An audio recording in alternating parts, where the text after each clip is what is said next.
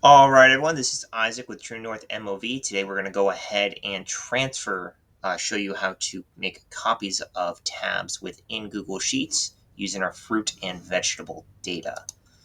Now, when you right click, you have two options. You can copy to existing spreadsheet or you can duplicate it.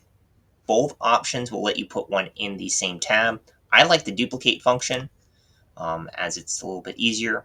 You left click there after you've gone ahead and selected it, and then once it may take a little while, but it'll go ahead and populate for you. Once it populates, you can right click.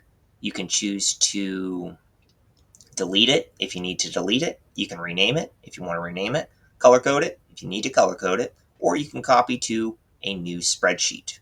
So if you copy to a new spreadsheet, all you would do is then hit the new spreadsheet option. I like to hit open. It takes you straight there. You know where it's called, and then you can just rename it as once it goes ahead and loads for you, and then basically label it.